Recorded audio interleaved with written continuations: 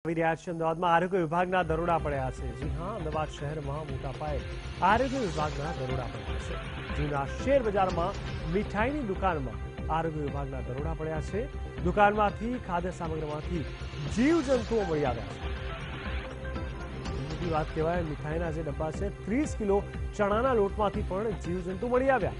જીવજંતુ પકડાતા આરોગ્ય વિભાગ હરકતમાં આવી ગયું છે। દુકાન માલિકને 10,000નો દંડ પણ ફટકારવામાં આવ્યો છે। અમદાવાદ શહેરમાં આરોગ્ય વિભાગના દરોડા પડ્યા છે।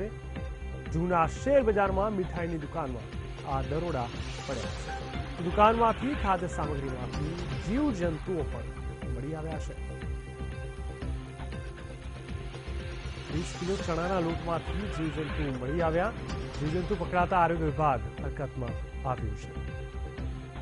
દુકાન માલિકને 10,000નો પણ દંડ ફટકારવામાં આવ્યો છે। અમદાવાદ શહેરમાં આરોગ્ય વિભાગે દરોડા પાડ્યા છે। આરોગ્ય વિભાગ એક્ટિવ થઈ ગયું છે। જૂના શેર બજારમાં મીઠાઈની દુકાનમાં દરોડા પાડવામાં આવ્યા છે। દુકાનમાંથી ખાદ્ય સામગ્રીમાંથી જીવજંતુ મળી આવ્યા છે। આપ વિચારી શકો છો, આ પ્રકારની ખાદ્ય સામગ્રી રાખવામાં આવી હતી। 30 કિલો ચણાના લોટમાંથી પણ જીવજંતુ મળી આવ્યા। જીવજંતુ પકડાતા આરોગ્ય વિભાગ હરકતમાં આવી ગયું છે। દુકાન માલિકને 10,000નો દંડ પણ ફટકારવામાં આવ્યો છે। અમદાવાદ શહેરમાં આરોગ્ય વિભાગના દરોડા પડ્યા છે। મોટા પાયે દંડ ફટકારવામાં આવ્યો। જૂના શેર બજારમાં મીઠાઈની દુકાનમાં દરોડા પડ્યા છે। આપ વિચારી શકો છો, દુકાનમાંથી મોટા ભાગની સામગ્રીમાંથી ખાદ્ય સામગ્રીમાંથી જીવજંતુ મળી આવ્યા છે। આપના ટીવી સ્ક્રીન ઉપર બતાવી રહ્યા છે મીઠાઈના અલગ અલગ પેકેજ, અલગ અલગ જે મીઠાઈની વેરાયટીઓ છે, પરંતુ તમામની વચ્ચે જીવજંતુઓ મોટા પ્રમાણમાં છે।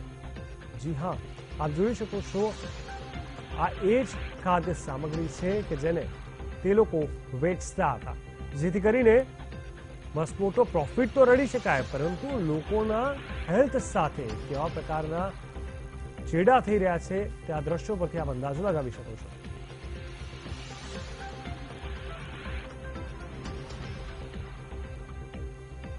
તો હાલ અમારી સાથે જોડાઈ ગયા છે અમારા સંવાદદાતા રાજેન્દ્ર, જણાવશો, અમદાવાદમાં આરોગ્ય વિભાગે જે રીતે દરોડા પાડ્યા છે, મીઠાઈની ખાદ્ય સામગ્રી પર જીવજંતુઓ મળી આવવાની વાત સામે આવી છે, શું છે વધુ વિગત? આપણે જણાવી દઉં કે અમદાવાદની અંદર જે રોગચાળાનું પ્રમાણ વધી રહ્યું છે તે જોતા હવે આરોગ્ય વિભાગ પણ એક્ટિવ થયું છે। હાલ જે સ્ટેડિયમ વિસ્તાર છે અમદાવાદનો, ત્યાં જૂના શેર બજાર નામની જે મીઠાઈની દુકાન હતી ત્યાં રેડ કરવામાં આવી હતી। જેમાં 30 કિલો બેસનની અંદર જીવડા મળી આવ્યા છે। આ ઉપરાંત ચોખાની અંદર પણ જીવડા મળી આવ્યા છે અને ત્યાં જે વટાણા મૂકેલા હતા એ પણ સરી ગયેલા હતા। આ ઉપરાંત ત્યાં જે વાસણોમાં જે મીઠાઈઓ બનાવવામાં આવે છે એ એકદમ ગંદા હતા। તેથી આરોગ્ય વિભાગે દુકાનદારને 10,000 રૂપિયાનો દંડ ફટકાર્યો છે અને તેની સામે કડક કાર્યવાહી હાથ ધરી। જી બિલકુલ, સમગ્ર માહિતી આપવા માટે ધન્યવાદ।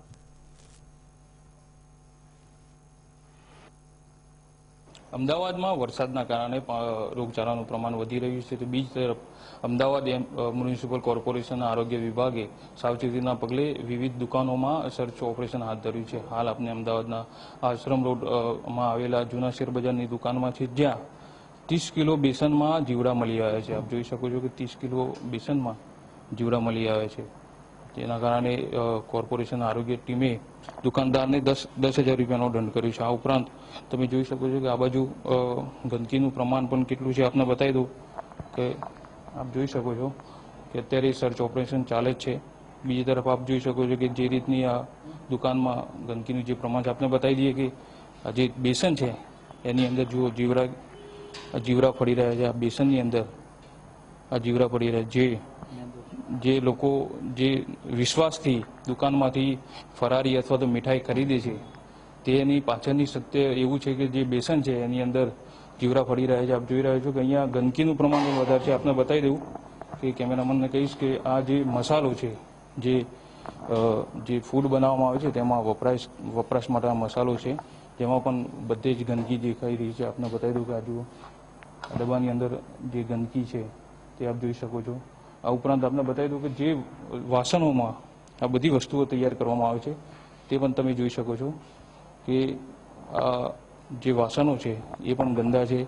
આ ઉપરાંત આ જે આ પપૈયા છે જે પણ ખરાબ થઈ ગયા છે, આપ જોઈ શકો છો. આ ઉપરાંત